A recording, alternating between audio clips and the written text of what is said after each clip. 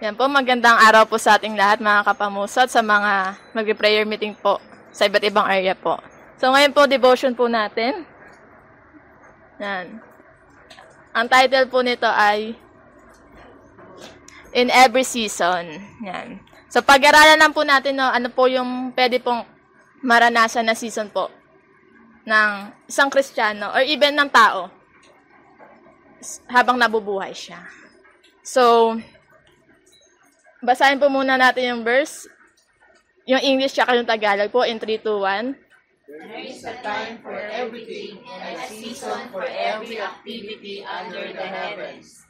Ang lahat sa mundong ito ay may kanya-kanyang panahon, may kanya-kanyang oras. So, yun po. Tara po, let's pray po. Lord, po nagpapasalamat po kami sa araw na to, Lord God, na may pagkakataon po, Panginoon, na makapag-aral po ng iyong salita, Lord God. Give us wisdom, Panginoon, understanding, Lord God, para po sa iyong salita. Na sa ganun, Panginoon, mas maunawaan po namin, Panginoon, yung kabutihan mo po sa amin, Lord God. At Panginoon, ina-acknowledge din po namin, Panginoon, yung presence niyo po, Lord God, sa araw na ito. Po ang aming panalangin sa pangalan lamang Jesus. Amen. So, in usual po, yan. Ilang season po yung, nung nag-aral po tayo, ilang season po yung napag-aralan natin? 2 or 4? 4. Ay, hindi sure. 2 or 4 depende Yan. sa lugar. Depende po sa lugar. Usually po, sa school, ang tinuturo po is 4 na season, di ba po? Winter, spring, summer, and autumn. Or yung fall. Kung nasa po kayo nagtatrabaho, baka kasi may kasama tayong nasa NASA, ganito po nila tingnan yung 4 na season. Since umiikot po yung mundo, yan. Ganyan po nila tingnan. Though pareho lang naman po ang ibig sabihin. So may winter pa rin, may spring, may summer, and may fall pa rin po. Pero sa atin po sa Pilipinas, yan, 2 lang po yung season natin. Di ba po? Dry season and wet season lang. Nung nakaraan po, yung mga nakaraang buwan po is sobrang init po. Tama po, no? Super dry season. Super duper, super dry talaga. And yung mga nakaraang linggo na, yan, ito hanggang ngayon, umuulan na po. Ibig sabihin na sa wet season na po tayo. And palapit na rin po yung, di ba, bare months. Ay, pangatlong season ng Pilipinas, bare months. Pero, ayun po. Kasi nga po, sabi nga sa mga ngaral, yan, lahat po may season. Kung babasahin po natin yung mga ngaral, chapter 3, yan, makikita po natin, no? Sabi, may season ng pagsilang. Siyempre, kapag sinilang ka, mamamatay ka. May season din po ng pagtatanim. At may season din po ng pag-ani. Sabi din po sa verse 3, yan, may season ng paggiba. Pero sinabi din, may season din naman po ng pagtatayo. Sabi naman din po sa verse 4, yan, may season ng pagluha at may season ng pagtawa. Sabi pa sa verse 4, yan, may season ng pagluluksa at may season ng pagdiriwang. Sa verse 5, sabi, may season ng pagtahimik at may season ng pagsasalita. Sabi naman po sa verse 7, yan, may season ng pagmamahal. At minsan, may season din ng pagkapuot. And last, sabi sa verse 8, may season na digmaan and may season ng kapayapaan. Kung mapapansin po natin sa bawat binigay po na example, may positive, may negative. Yan po. And ang ano po natin dyan, lahat po tayo, pwede po nating maranasan yun. Walang exemption po. Kristiyano ka man, pastor ka, anak ka ng pastor, asawa ka ng pastor, lahat po yan, pwede po nating maranasan. Kasi nga po, sabi nga po sa chapter 1, there is a time for everything and a season for every activities. So, pag-aralan po natin ngayon, yung 4 po na season na binanggit po natin nung una, na pwede po nating i-relate po sa buhay po natin. Una po is yung winter. Yan. Yung winter po, which is the season of storms. Sa mga nakakaranas po ng 4 na seasons po na bansa, sabi po nila, ang winter po yung pinakamalamig na season nila. And to the point po, na yung season po na yan, nagkukos po ng storm. Ganito po yung example, Yan. Kapag super lala po ng winter, po, ganyan po yung nagiging example. Pero dahil hindi tayo makarelate, yan, ang storm po natin, ganyan. Yan po. Yan, para lang walang yellow, pero ganyan po yung yung nararanasan nating bagyo. Ang bagyo po sa atin, nadedetect siya, tama po?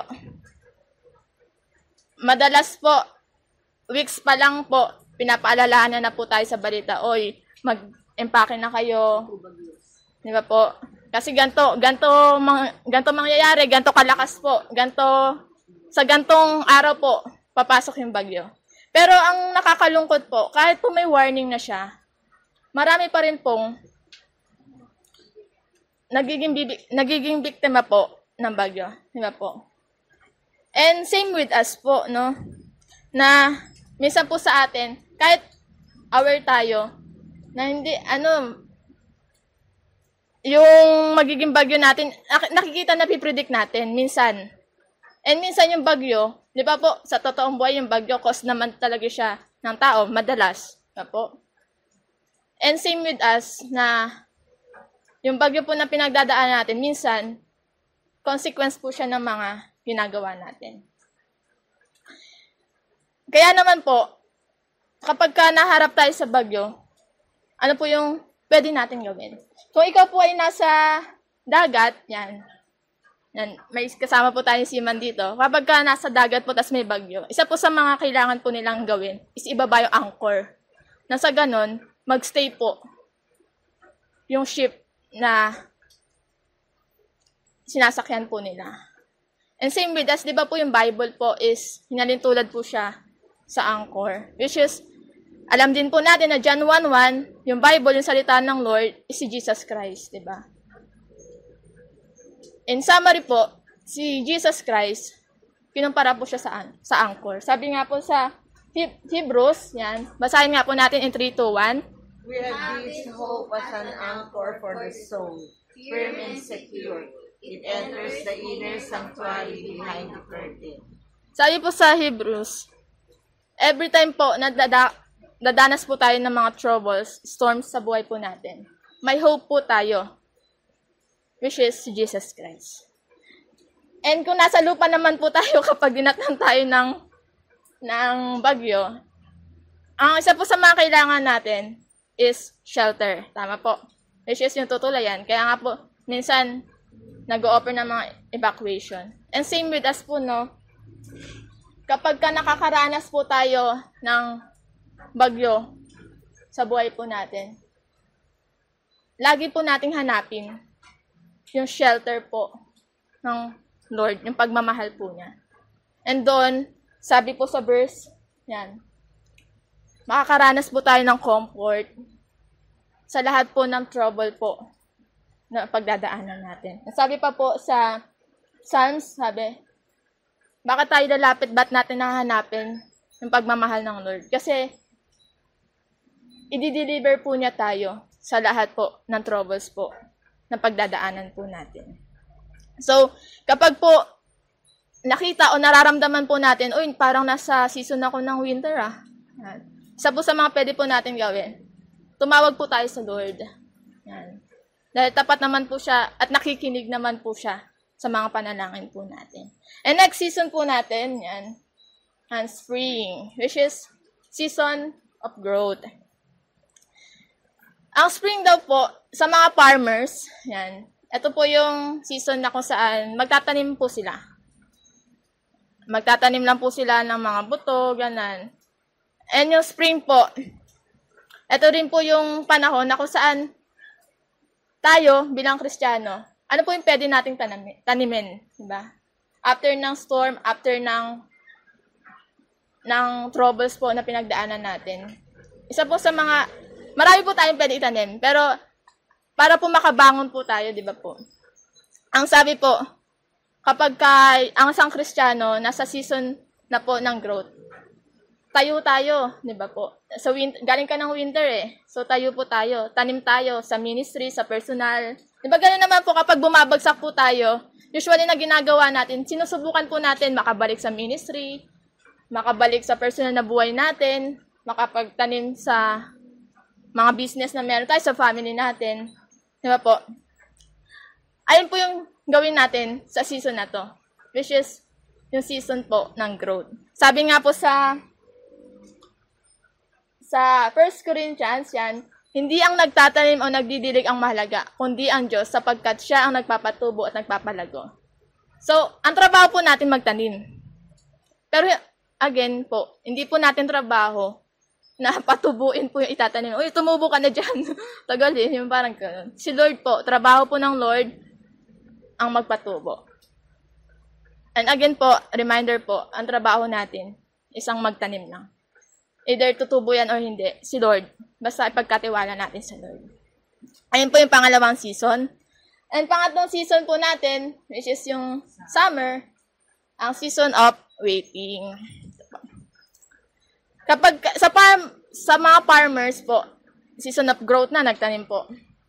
Hindi po agad next week, aani na sila. Matagal na panahon po yung hinihintay po ng mga farmers para po makaani po. And same with us po, no, kapag nagtanim po tayo, wag po natin asahan na bukas meron ng tubo. Hindi po ganun ang proseso po ng pagtatanim.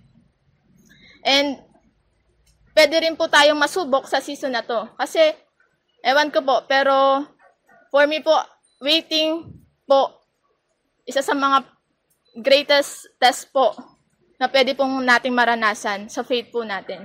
Kapag sinabi ng Lord, no, maghintay ka. Di ba? Mahirap po yun. Kasi po, minsan nga po, dumadating na siguro po tayo sa point na, Lord, ba't ang tagal? Di ba? Lord, dahil hindi ko na mahintay, eto na lang gagawin ko. Yung parang ganun.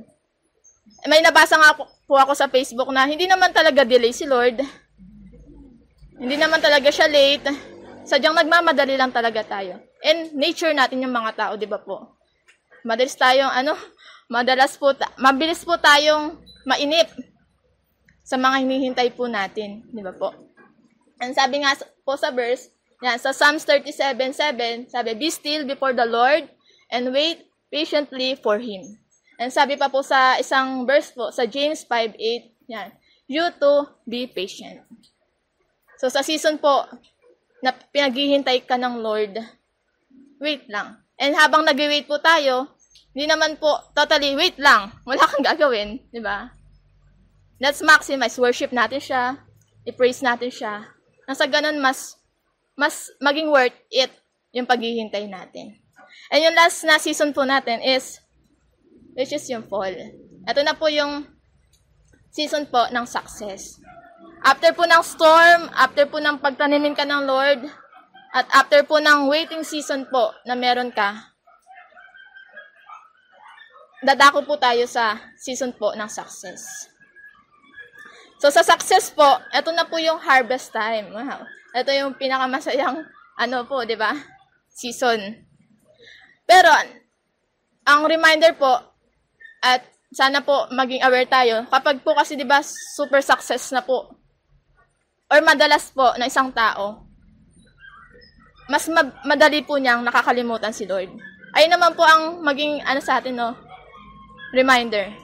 Kapag nasa season po tayo ng fall or success, remind po natin sa sarili natin na etong success ko galing to kay Lord. So wag po natin kalimutan si Lord sa season na to.